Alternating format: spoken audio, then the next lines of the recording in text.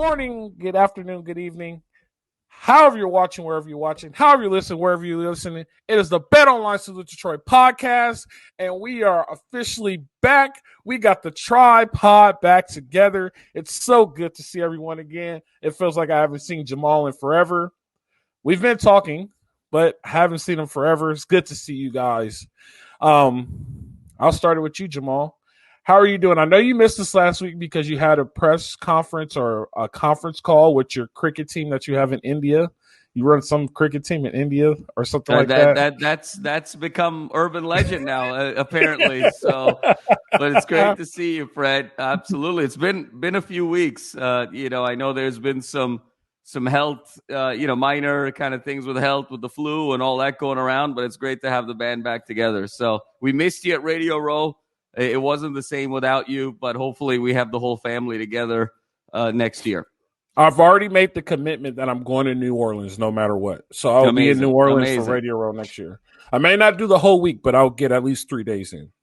Love it. 3 days that's all you need. I'll be honest with you. We were there for 3 nights, 4 days. That felt like 5 years. So yeah, it's 4 days in Vegas is 5 years. It's sort of like you got to translate it into dog years. You got to multiply it by 7. It was a lot. There we go. And we got the man, the myth, the legend, Rydai. How are you doing this lovely evening? What's up, fellas? Good. I think I got what you got, Al, because now I'm all sick. I feel like I've been sick all year. I've been sick since Christmas, but hit me bad yesterday. Trying to get through it today, but happy to be on with you guys and talk all things SC. So it'll be fun. Here's some doctor advice for you, Ryan. Sudafed PE and Vicks has this like nasal stuff that you could use.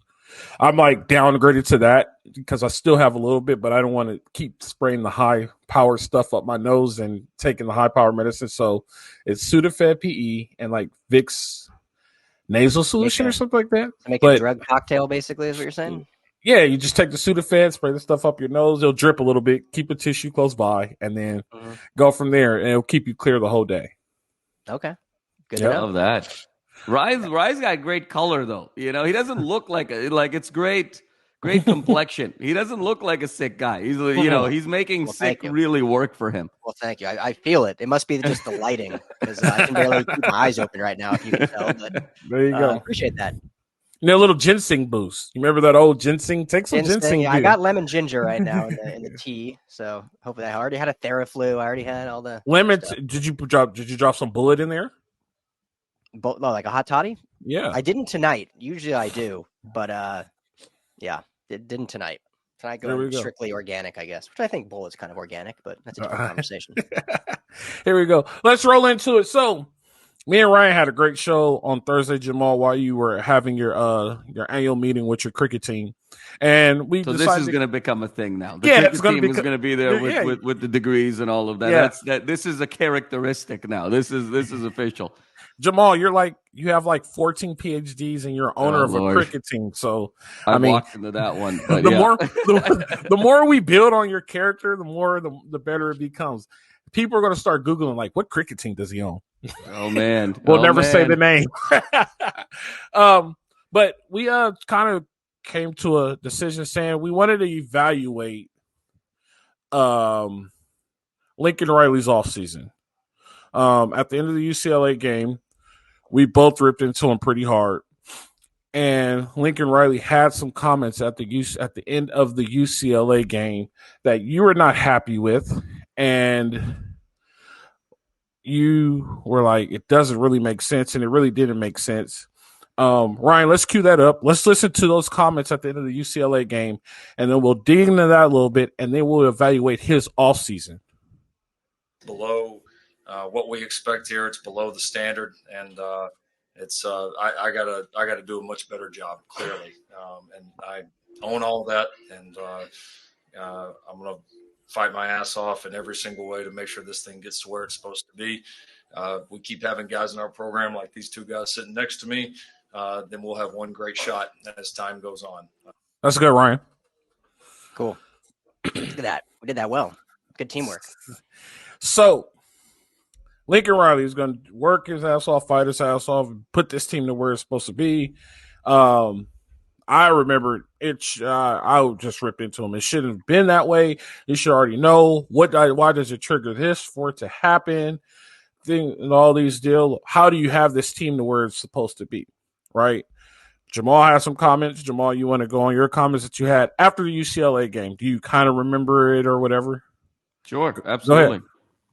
No, I mean, I think the question that I had at that moment was, what took so long? I mean, why is this? Why did it need to be such a disappointing year, and the outcome of that year for Lincoln Riley to realize that why isn't this thinking this level of urgency from day one?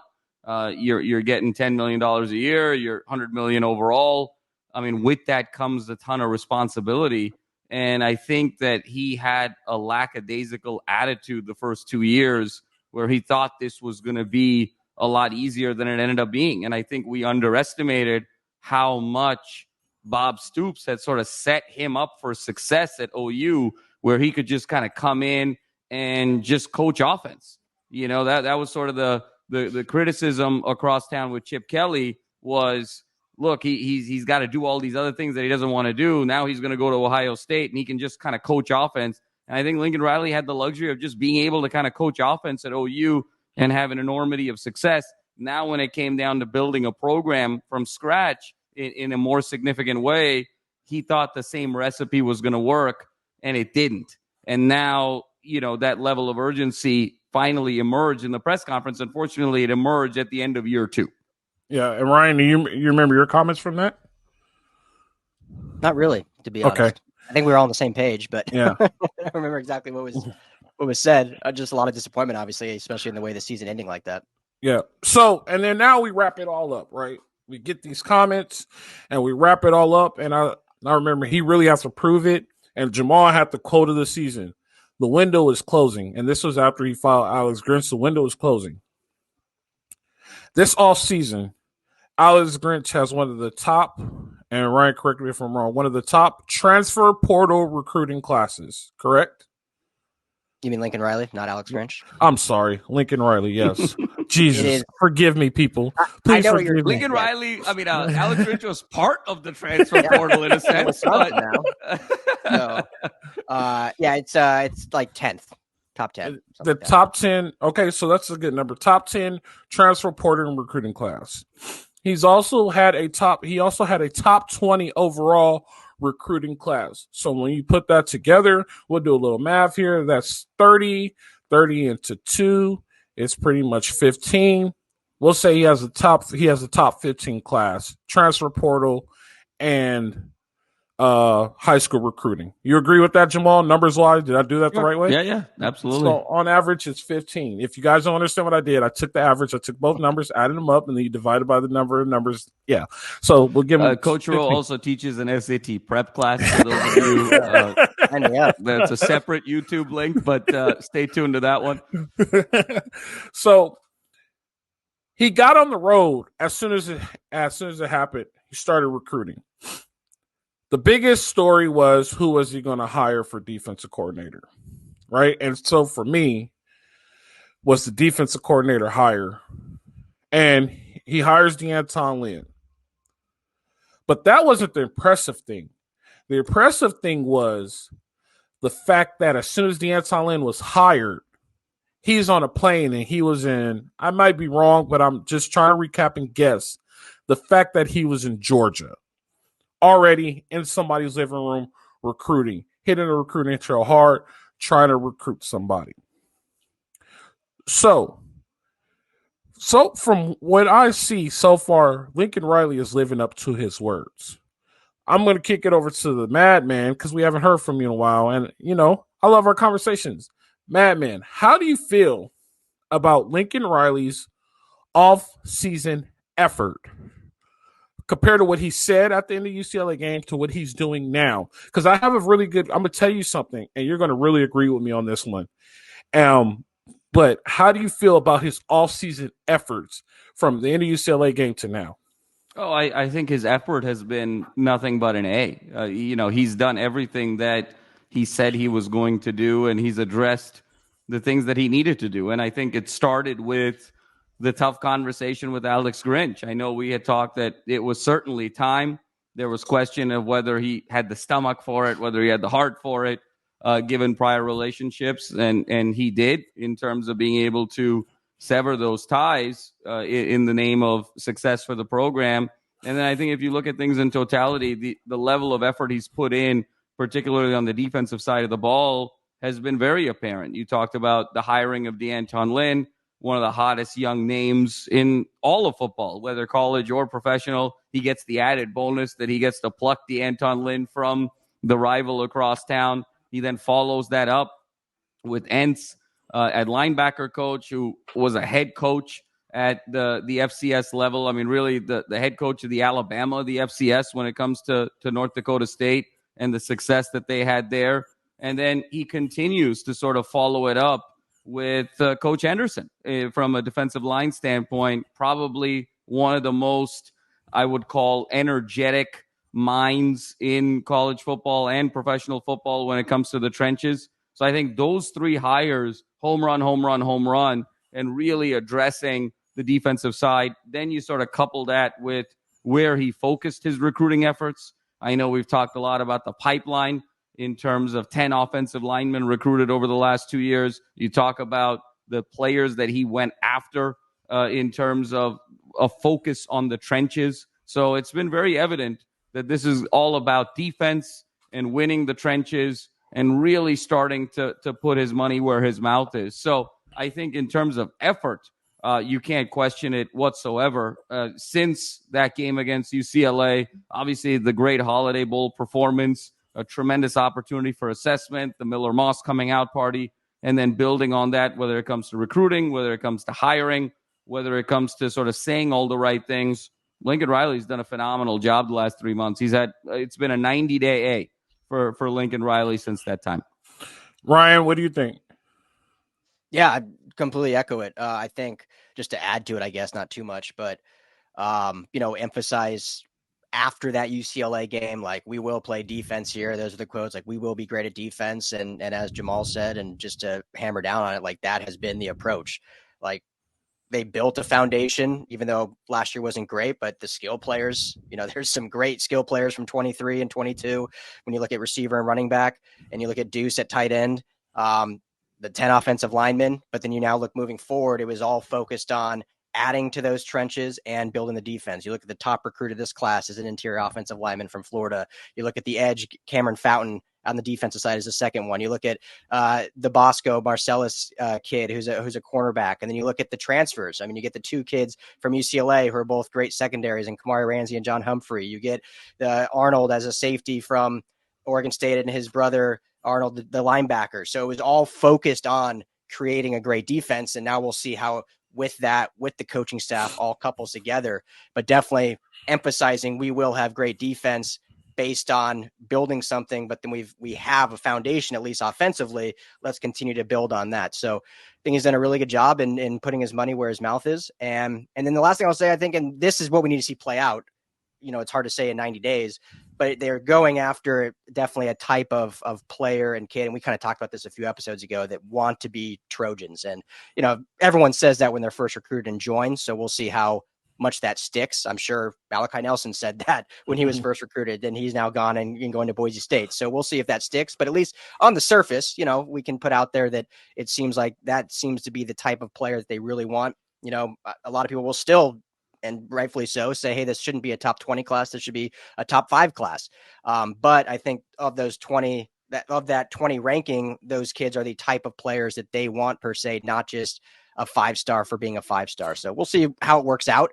But in these 90 days, I think, it's a great effort, and it's what we needed to see in order to turn this program in the right direction. Yeah, and so the good thing about it is, and let's just clear it up. We're saying from after that press conference to now, he's been doing great. He gets an A. We're not saying what is on the field, because we have yet to see what's on the field. We're just saying, is he backing up his words? And so there was another thing that came out last week, and this is the perfect time, because I'm happy you're back, Jamal. I hope you're refreshed, because I really want to hear your comments about this, because it could lead into this. He said that the quarterback spot is not solidified and that they're going to compete for it, and great quarterbacks come from competition. And if you remember, I said, hey, if it was me and we were in our staff meeting, Miller Moss is our guy. But to the public, we don't know yet. We're going to have them battle it out. You know what I mean? Because we don't want to just hand over the keys. Real quick, let me get your thoughts on that, on how you feel about that comment and his approach on taking that.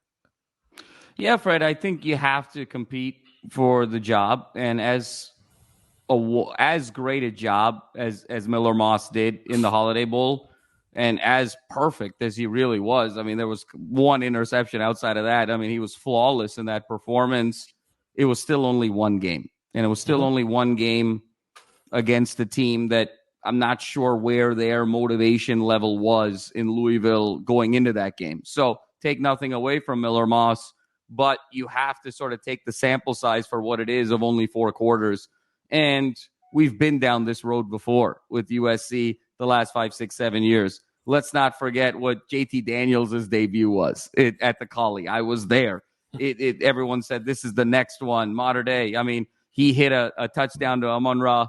They were high school teammates at Mater Dei. Everyone was sort of envisioning this to be the next great duo of USC football, and we saw how it kind of played out with JT Daniels. We saw when Daniels got hurt, the Keaton Slovis debut. That, again, also was in the Coliseum against Stanford. Slovis lit it up. SC had 40-plus points that night. Thought this was the future yet again. He's here. He's arrived, the savior of the program. Didn't quite work out with Keaton Slovis. Then you talk about Jackson Dart. Jackson Dart had an incredible debut at Washington State. Everyone said, okay, this is the guy that's going to save Helton's job, turn everything around, and he's going to be the new savior. Didn't quite work out. So take nothing away from Miller Moss, but at the end of the day, it's still only one game, and one game is not a measure of sustained success. I think you have to bring him in. He's the unquestioned leader of the team for now, but these are still 18 to 22-year-old kids, and things change very quickly in that time frame. 6 weeks to an 18-year-old, very different than 6 weeks to guys our age, right? And so things change very quickly in that age group, in that sort of routine of the team. So it's definitely Miller Moss's team for now. But when you look at a Maeva, at least tools-wise, fits the mold a little bit more of the type of quarterback Lincoln Riley has had over the past few years, the big arm and the mobility. When you think about Baker, when you think about Jalen Hurts, when you think about Kyler, when you think about Caleb, you think more Jordan Maeva than you think Miller Moss. So I think you want to have them completely compete all throughout the spring, see what happens. I think if this were a race, if this was a 100-meter race, I think that, Miller Moss probably has a 15-meter head start right now, but that's not an insurmountable amount for a Jordan Maeva to overcome. So I completely agree with the decision. I think he's going to have to allow these two kids to compete and really be able to galvanize this team. Because the one thing I'll say is this is going to be a new year. Caleb covered up so much in a lot of ways. For as much as he was a problem at times, Fred, we've talked about the leadership piece. We've talked about the body language piece. We've talked about as much as he has sort of disassociated from the team over the course of last year and sort of shaken the chemistry of the team, we'll call it, on the field. He still covered up so many warts of this team, even offensively. You don't have that security blanket now going into this year, so you really have to be mindful about this decision. And the other thing I'll say is the one area where this is still a work in progress is the talent pipeline.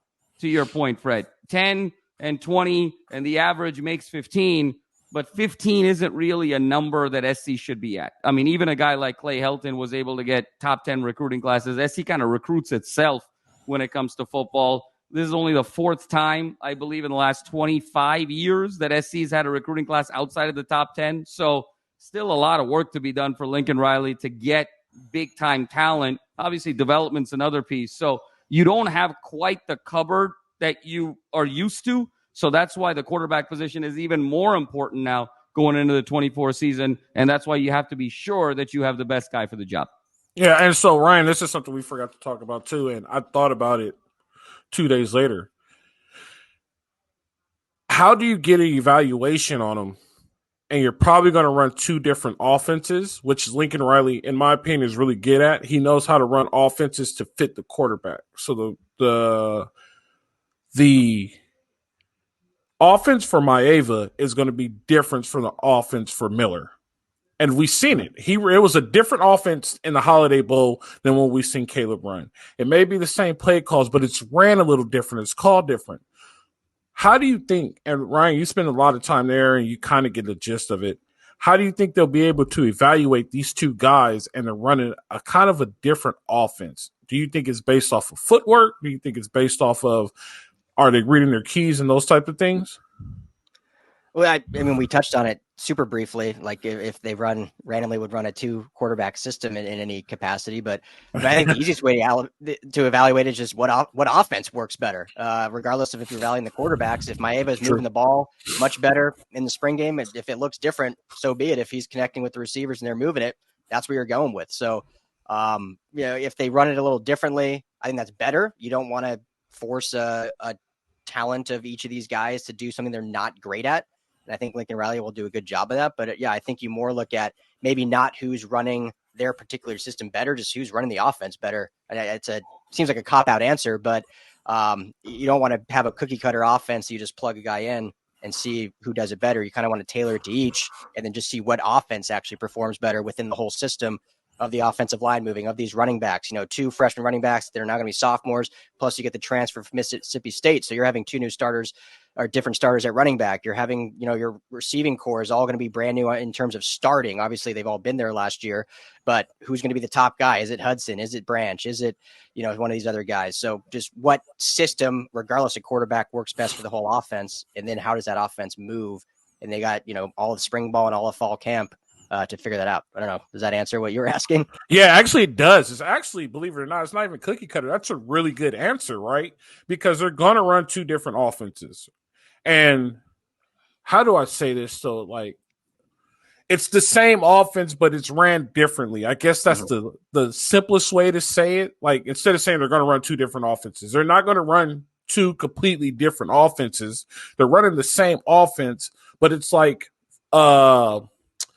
Chevy and GMC, right? It's going down the same factory line, but once it becomes a Yukon, it goes that way. Once it becomes a Tahoe, it goes that way, right? It's the same thing. It's just different. So you're right. If Maeva is moving the ball and it looks really good, that's our guy. If Miller's moving the ball and it looks really good, that's our guy. So, that's the perfect answer. That's a good job. Kudos to Ryan. You're the guy. Ryan is the man of the day. There you go. That's that whenever I can get it. There you go. So let's just circle back to it though. So recruiting all season. There's another thing I noticed too. Recruiting all season. His defensive linemen are not the same defensive linemen. If you start to notice that, he's starting to get, and Jamal, we used to comment on this a lot in the comments, like they'll get a guy, they'll get a guy 6 feet, 290. We're like, But then after the Anton Land and all that comment came in, you're starting to see 6'3", 300, 6'6", 290. You're starting to see him recruit legit defensive linemen. I'll throw to you, Jamal, and then we'll go to Ryan. How do you guys feel about the recruiting shift? I know it's going in a positive direction. I know it's the obvious, but like, what are your true heart desired feelings? Like the changes that you wanted to see. I should put it like this. The changes you wanted to see in recruiting, have you seen those changes in recruiting this offseason by Lincoln Riley? I'll start with Jamal, and then as soon as Jamal's done, I'll roll it over to you, Ryan. Yeah, Fred, I think there's a common thread actually between the question you just asked and the conversation around the quarterback, because I think there's an emphasis right now on let's get the things we can't teach and then teach the things we can. Because when you talk about defensive line, you can't teach height.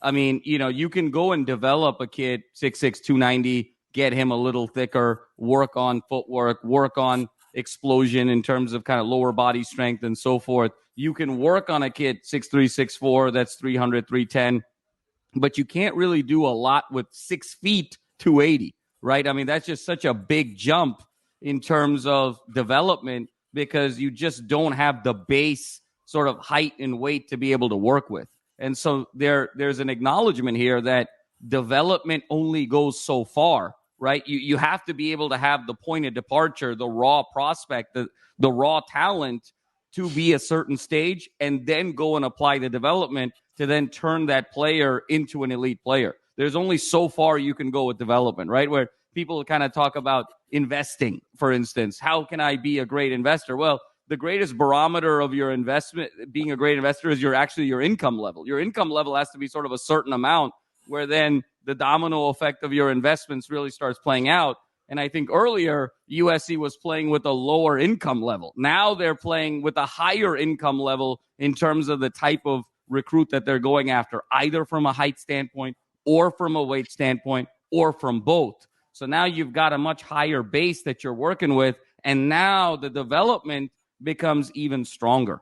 And I think that's also what's very intriguing, going back to the earlier conversation about the quarterback, between Moss and Maeva, because at the end of the day, Moss has the lead, Fred, as we talked about, and he's got the leadership of that locker room. But the things that Maeva can do, Moss can't do. But the things that Moss can do, Maeva can learn. And so there's what Maeva can do, Moss can't learn, because some of those things are just physical in terms of arm strength, in terms of mobility, in terms of explosiveness. But the things that Moss can do, Maeva can learn.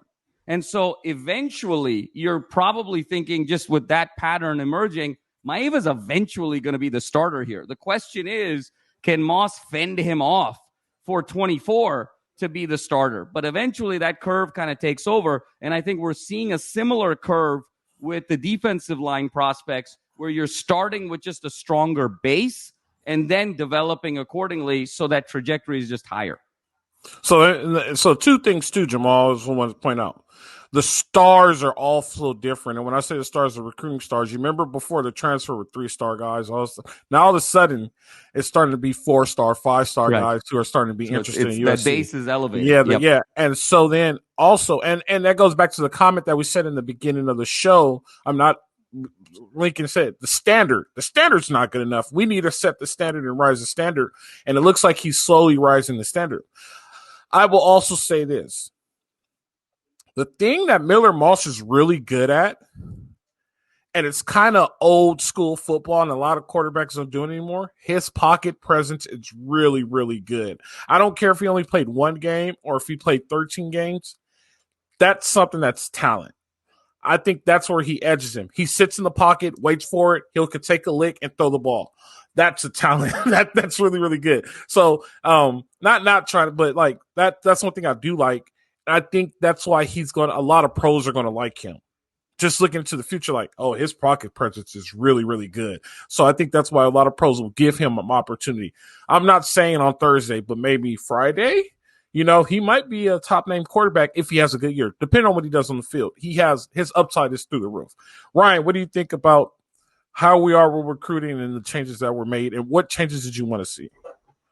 Yeah, I mean, just to echo on, and I'm trying to remember the timeline. It's all bleeding together now. So I know D'Anton Lynn was hired December 1st, but I believe right around the time he was hired or so, they flipped like 4 defensive players for this class. There may have been 1 or 2 right before, so I could be wrong. But essentially, they flipped Carlin Jones, Jahid Abasari, the linebacker, Jaden Walker, and then Lorenzo Cohen, the big edge out of Georgia. So just in that regard, they were able to flip some guys on the defensive side just from the hire being made.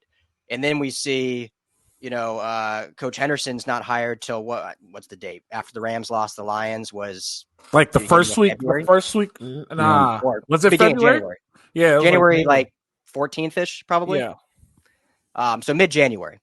And just the amount of, kids, 4-star, 5-star that are narrowing down their schools, and they have SC in the top 5 that are doing. I mean, they've had, massive visits. We've talked about them on the show, the visits that they've had on campus, the junior days they've had. I'm not saying that hasn't happened in the past, but those are all definitely things. I don't know why this does this thumbs up that you're seeing come up on my screen. It's a new thing. It happens a lot now. I think because you thumbs up.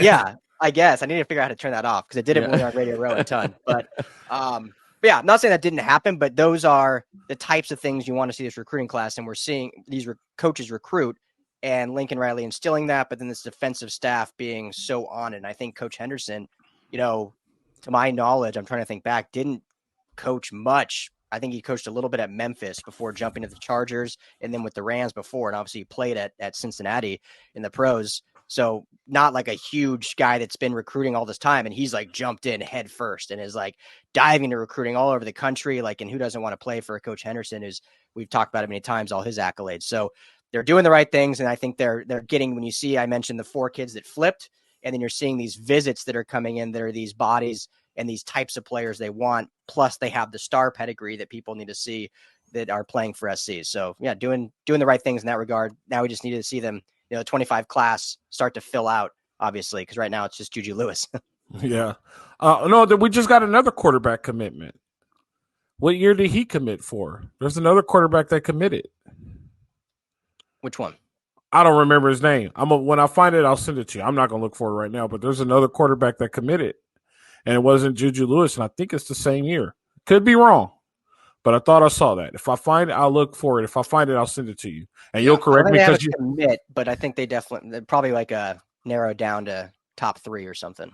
Oh, okay. Or an official visit. But anyway, we'll figure it out. Don't quote me on it. Yeah, I'll pull it up later, and don't quote me on it. But I will say this, and a lot of people get the misconception. And I think this is why they're so good at it. That they're like, oh, he's coming from the NFL. And he doesn't have to recruit. Recruiting's harder in the NFL than it is in college, because, and I learned this from when I was coaching with Cam Cameron. He was like, it's harder to recruit in the NFL than it is college. College kids have their mind kind of made up of where they want to go. And if you're already in their top school, you just have to kind of convince them. They just need that little push. You know what I mean? They need that little push like, all right, coach, I'm coming here. This is my dream school. I'm coming here. In the NFL, you got 4 teams offering you the same amount of money, and you might have that one team that offers you a little bit of money. How do I convince this superstar to come play for me? You know what I mean? How do you convince Randy Moss that I am the guy? The best receiver in the league. The examples that he used, he was like Peyton Manning, Eli Manning, just Darrelle Revis. How do you convince those guys that this is worth coming to play for? And people kind of forget that recruiting part, which is big. Like these are the biggest names in the game. And you have to kind of recruit those people to come and play for you. So I think that's why when pro guys come back, they're like, damn, those dudes just jump right in and start recruiting. Hey, man, I had to recruit Aaron Donald. I had to make sure Aaron Donald stayed with the Rams. You know what I'm saying? Like, this is easy. Like, these kids already know. So he does have a little bit of experience. But moving forward, before we move forward, full swing of basketball season. And if you want to get a little bit of bucks on basketball, if you want to bet on LeBron, Steph, and KD on the same night, go to Underdog Fantasy. Put in promo code USC LAFB. Will match up to $100. You can select LeBron's going to get 8 rebounds, KD's going to hit 15 points, and Steph Curry's going to go 100% of free throws. They even have fantasy games on there. Underdog Fantasy in the App Store and Google Play. Jamal, I did an interview. You'll love this. I did an interview with the guy doing a PhD, and he's talking about is the former people in athletics who worked in athletics. And he was talking about how people think effort equals more time. Mm-hmm. Right? So when they need a change, we need to add more time to it. Right? And this is how this topic came up. I told Ryan about this already on the last show. And I was like, a good person you should try to reach out to if you haven't published your article or look into is Lincoln Riley. He needed to work harder, but he didn't add more time to it. He added more effort. Am I making sense? I said it wrong. People think working harder is more time. Let's backtrack. Working harder means add more time, throw more time to it. If I work an extra 40 minutes, right. You know what I mean? And he's trying to show that adding more time doesn't mean you're going to get better results. Correct. And I said, if you look at Lincoln Riley, he didn't add more time to it. He changed his effort towards it. Mm-hmm. Right? And his effort has completely changed. So that's my question. Do you agree that, and I know you're going to probably say yes, but let's get into detail. Do you agree his efforts changed? Right? But this is where it's going to get dark, and this is where we're going to get deep. Do you think he needed this push for his effort to change? Or if SC goes to the semi and get knocked out, do we have the same Lincoln Riley we have from the past 2 years? Let's start with Ryan. I'll let Jamal think about it, then we'll go to Jamal. Do we think we've seen his effort change? Yeah, like based on everything we've talked about so far. I think that's undeniable, just in how he's approaching things and whatnot, and putting an emphasis on certain things. I mean, it's all speculation. Who knows? But I don't think we'll see a revert back to that. I think he's at the point now, based on comments he said, where he wants to push it as far as he goes and then either retire or go to the NFL. So whether that's next year, 2 years, 3 years, I think it's like push, whether it's a natty or whether it's a finals appearance, and then maybe go to the NFL or retire after that. So I don't think he'll revert back to less effort, because then he knows that it won't ever get to that point anyway. So No, what I'm saying is, let's just say this past year he goes to the college football semi, right? Yeah. Pac-12 champion, college like football. last year? Yeah, this past year. Will we see the same effort out of Lincoln Riley if he had a successful season last year? That was my question. Oh, well, I mean, they wouldn't have fired Grinch or the staff, so it probably would have been the exact same. Oh, yeah, that's true. Back. So everything they would have been doing would have been the exact same. So let's not think about that. Let's probably not. not. Think about that. Jamal, what do you think? Jamal, what do you think? Yeah, I think, Fred, what you're getting to is it's not always working harder is going to get the results. What gets the results is working smarter, but working smarter in terms of concentrated time. Like, it's better to work for 2 hours, but be super focused in those 2 hours than work for 10 hours with varying levels of effort. And I think we're seeing a more focused level of effort from Lincoln Riley because he's hired the right people. Because that's what you do. You hire the right people, as he's done with this defensive staff, and then you trust them to be able to execute your vision given their level of talent, their level of expertise, their critical thinking, their judgment. So I think he's done that very well, where his effort is now more focused in terms of the things that he needs to do. The question about whether had it been different if it was, let's call it a 9-3 year or a 10-3 year or something like that, the evidence suggests no. I mean, he would just be the same. He'd be the same guy because he was the same guy for 5 years at Oklahoma. He was the same guy for the first year at SC. If there's no push for the change, you don't feel that level of urgency to change, why would you? So again, it's a hard question to answer because it is, as Ryan said, speculative. But I think in many ways we could look back and say, hey, 23 was perhaps the best thing that happened to Lincoln Riley because it lit the fire that was necessary to move forward. And I think moving forward, I've always felt that Lincoln Riley was 4 or 5 years. I never saw it sort of beyond that. And so I think there's going to be this big push here these next 2 years to have him re-elevated in the national conversation. Let's be honest here. We're in February of 2024. The perception of Lincoln Riley is very, very different than February of 2022. February of 2022, we were talking about him. It was like Saban, Kirby, Lincoln, right? I mean, like, let's just go back 2 years. Now you see all these lists, rightfully or wrongfully, but he's not even in the top 10. You see all of this chatter in terms of NFL jobs. What was interesting is it was silent with Lincoln Riley. Not one team there was chatter about Lincoln Riley, right? And that's a great thing in terms of stability for USC, but it's also kind of a bad thing for Lincoln Riley that he's not, because this season was so poor, he's not even really considered a desirable candidate at the next level. So I think he's felt all of that, and I think he needs to sort of move forward to sort of change that narrative. The one thing I will say, and this is sort of the one blemish on Miss America, where Miss America is Lincoln Riley's offseason so far, I still don't like his tone in some of these press conferences. That was going to be my next question, Jamal. Swear to God. It's still a little bit, he still is kind of talking like this hired gun consultant, where it's like, Lincoln, how come, you didn't want to choose to go to the NFL? Or how come you didn't want to do X, Y, or Z? Well, this university deserves better. And it's important to get this program back on top. And it's important for the fans and the alumni of this university to feel like they're winners again. there's a lot of that from sort of an outside perspective. I don't feel like I don't feel the collective yet. He still feels a little bit hired gunnish. And so hopefully that's part of his journey where it becomes a little bit more inclusive that he's in it with us. But I still feel like he's been hired to do a job. And once that job is done, he's out.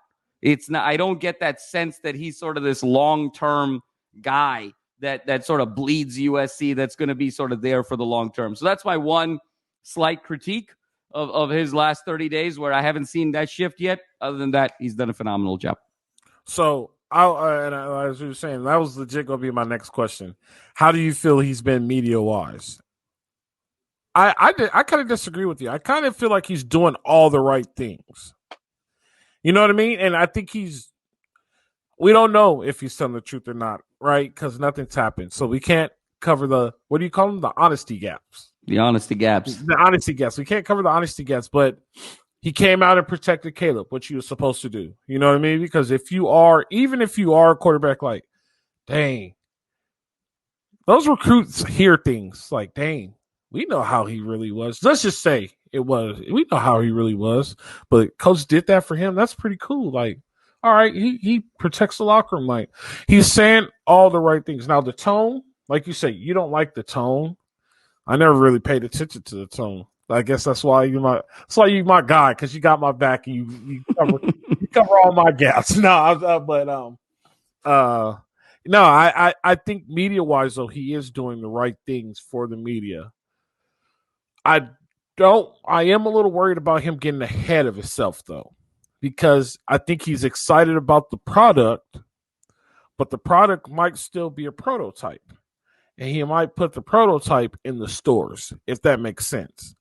Like, let's put it through testing. Unfortunately, the first test is LSU in a neutral site, but don't get ahead of yourself with the prototype.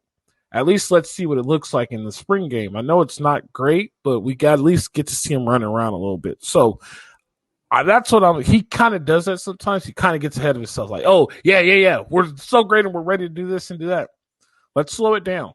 Let's see where you really are metrically when you go to Vegas, So that's kind of where I am with that. You guys got anything on that? Yes, no? Okay. Yeah. No, I think you're spot on, Fred. And it's like, I think to your point, he's had a phenomenal offseason. Unfortunately, they don't give trophies for phenomenal off seasons. If that were the case, the Los Angeles Chargers would have the most Super Bowls of anybody in the NFL. So, instead there's a term called chargering it. So that's why you don't give trophies in the offseason. So I think let's see how this thing plays out. And I think it's important for fans and the media as well. I think we play a part to not be just satisfied with these 3 months. Let's not forget, he's getting $100 million a year. This is a $10 million a year coach. He better be held to a very high standard. This is sort of comes with part of the territory. To be satisfied with what he's doing and who he's hired and the recruits he's gotten, that's table stakes. USC is not paying Lincoln Riley to win 7, 8, 9 games. USC is paying Lincoln Riley to be in the Final Four, to win national championships and be in that contention year over year. So let's not forget what the expectation is. There's a lot of money going to this gentleman, and he needs to deliver, just like how any of us would need to deliver in any job we are in if we got paid a ton. So it's important to not sort of fall in love also with the last 90 days and understand this is not a $6 million a year coach. This is a $10 million a year coach at a blue blood program. And so with that standard needs to be very, very high, and the fire needs to be right there, right underneath. Don't remove the fire from the radius or the diameter of the tush. Okay, any more than it needs to be. That fire's got to be there because of how much he's getting paid and who he's coaching. Do you think he has complacency issues? Real now you opened up Pandora's box. Do you think those would be the last? And I have another question after this. I want to know what you want to think. I know what you would think after this. But do you think he has complacency issues? Because now let's just say hypothetically, right? He busts his ass for the next 2 years, right? He goes to the Final Four, gets bounced in the Final Four. It's all right. Let's say he wins the Big Ten, gets bounced in the Final Four. It's hypothetical. It's not for real. Next year, he goes to the national championship, falls short again, right? Do you think he stays on the gas? But in your theory, he's gone after that, right? According to your theory, that he'll be 5 years into his contract. He's gone to the NFL. He's going to retire. Let's just say he doesn't leave. He's still at SC. Do you think he stays on the gas and pushes for a national championship, or do you think he gets to a point where he's like, well, I'm competitive enough and I'm winning conference championships and my name is out there and I'm getting top recruiting classes. I don't need to push it hard. I'm right where I need to be. Do you think that will happen by him? I don't think that's his decision. I think that decision that's going to be Jennifer Cohen's decision. That's going to be Rick Caruso's decision. That's going to be the boosters' decision, because ultimately you get what you measure and you are what you tolerate. And so if he has 2 successful seasons in that regard, of very successful, but not with the national championship, and the power brokers around the USC program are content with that, then why does he need to push even more? But if the folks around the program are not content with that, then I think the fire will continue. So I don't think it's his choice, actually. It's you are what you tolerate. And it'll be a question really around more of the USC program than around Lincoln Riley. Ryan, what do you think about that? Yeah, I mean, I guess it depends. I don't know. It depends on what we and everyone defines success as. I mean, took Jim Harbaugh 9 years, right? And he's the hottest coaching name in both leagues. I'm not saying Michigan is SC, but they're certainly a blue blood. So I'm not saying the goal is to take 9 years. But if you go to many playoffs and you build consistency and build a culture, and then 9 years, last year before your contract expires, you win the Natty and then go to the pros. I mean, that's kind of the perfect scenario for almost everyone right there. So you know what's interesting though, Rye, is that with Harbaugh's that one outlier, because you can sort of define it as 9 years or you can define it as 3 years. In any other situation, he would have been fired in the COVID year, but because he was an alum, they gave him one last chance. Yeah. And then it was his last 3 years that became Harbaugh, right? And so was it really 9 years, or was it this sort of 3 year iteration where he had to go through the same thing, right? He had to fire the whole coaches, the whole staff. He had to retool everything in a lot of ways that Lincoln Riley's doing right now. And so it's interesting because you're 100% right. It was 9 years in sort of the literal sense, but it actually felt like a very separate 3 year chapter, because if he was not a Michigan alum, I have a hard time believing he doesn't get fired in that COVID year. And they gave him that one extra step, that one extra level of empathy to kind of keep it rolling. And I'm not sure Lincoln Riley is going to get that because he's not a USC alum. And so it's just going to be interesting to see how it plays out. Yeah, the alumni thing saved him, I think, for sure. That certainly helped. I see. It's interesting you say that, Jamal, because I don't think that way. If I go to the Final Four and I lose, and I go to the national championship and I lose, as soon as I'm in the locker room, I'm saying, what are we missing? We're too close. We need to go get it. You know what I mean? I don't need Rick Caruso and Jennifer Cohen I might not even talk to him for a month. I'm sorry. I need to fix this because we're right there at the door, and I need to find that one piece or those 3 pieces to finally get us over the top and get this thing rolling. Like, it's like, so that's why I was like, do you think he has the complacency? Does he have, I guess it's more like a killer instinct. Does he have a killer instinct, or is he the guy that's like, it just is what it is. I'm that guy. I'll always end up successful, and successful is enough. So you could argue that's why he came to SC, because he could have just been complacent in Oklahoma. He went to 2 playoffs. Could have just been like, yeah, we're good here. I get my quarterback every year. Yeah, but also there was some stuff in Oklahoma that he was unhappy about, like Bob Stoops still being there. He wasn't happy about the SEC thing, So I think when he popped up in SC search and SC gave him that phone call, I think he's like, this is my perfect out.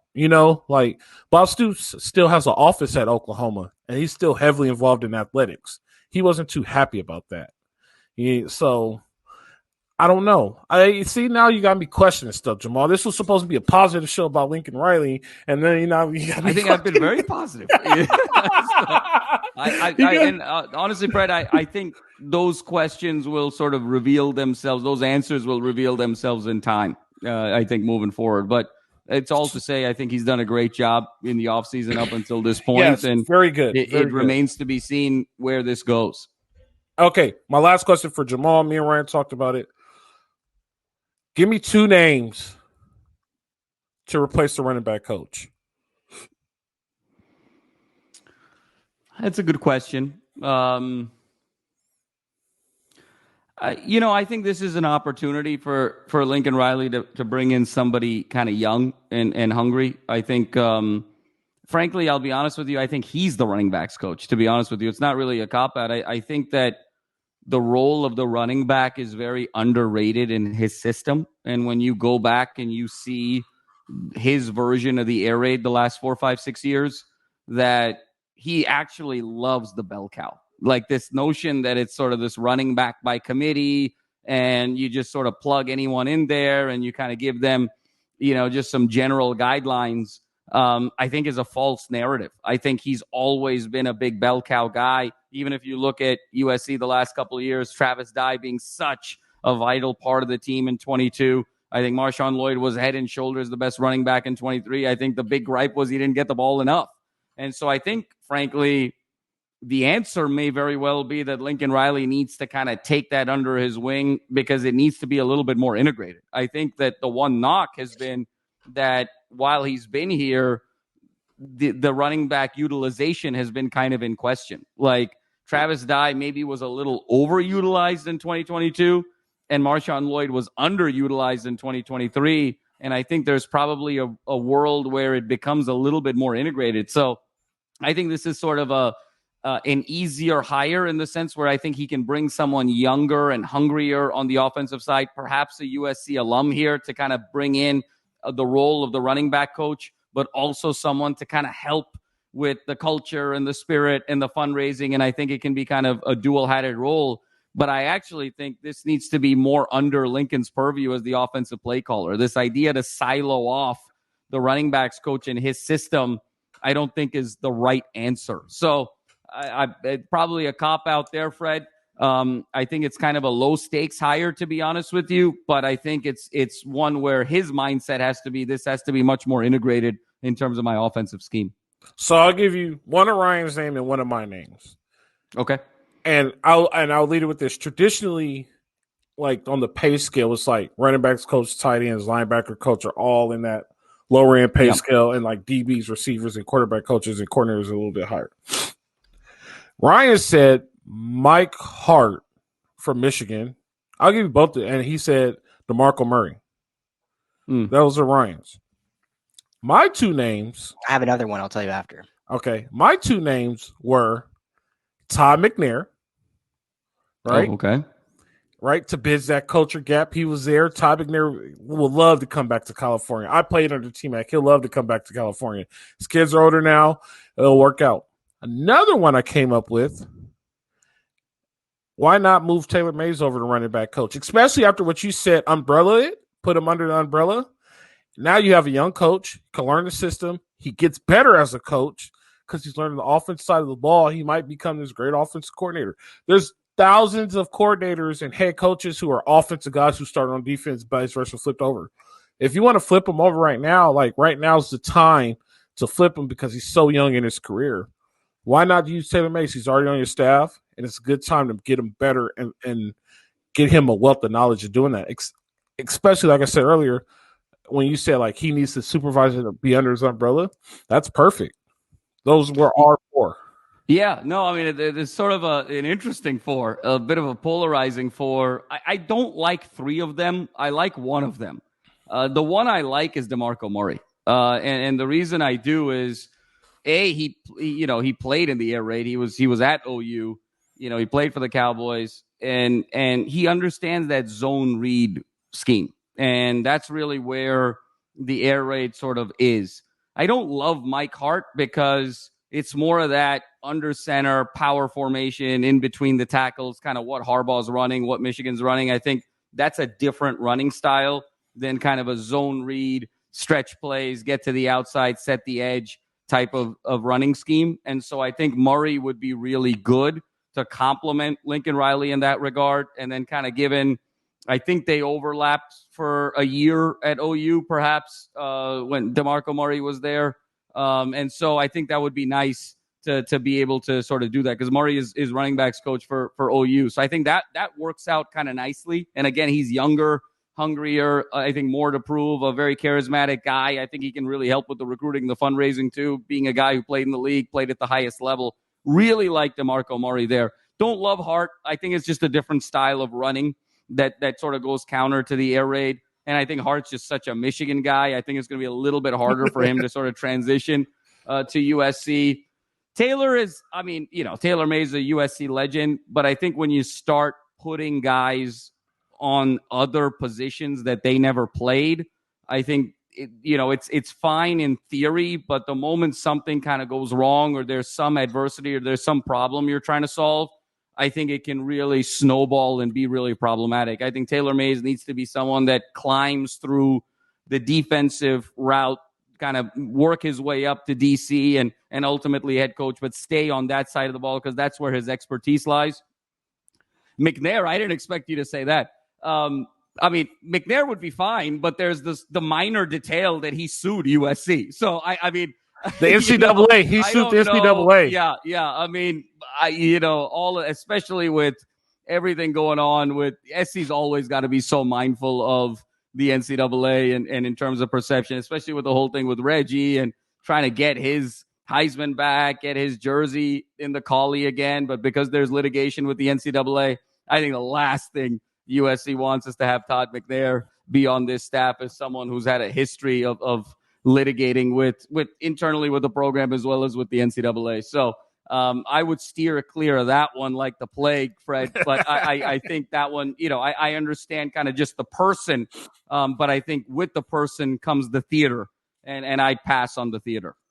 Yeah. So I have another one in mind too. And his last name rhymes with Push. But he has to clear all the other stuff up. Yeah, well, I mean, that's the one. I mean, that's the one. I mean, he's not even working right now. Like he's not in media or whatever. That's the one. I shouldn't say he's not working, but like look, the Achilles heel, Fred, of this program right now is that it's been 18 years since Reggie Bush was a USC Trojan. We haven't quite been the same since that Texas USC game. Let's just be very honest about it. That's not true. The 20 years prior to Matt and Reggie, it was kind of mediocre football up and down and whatnot.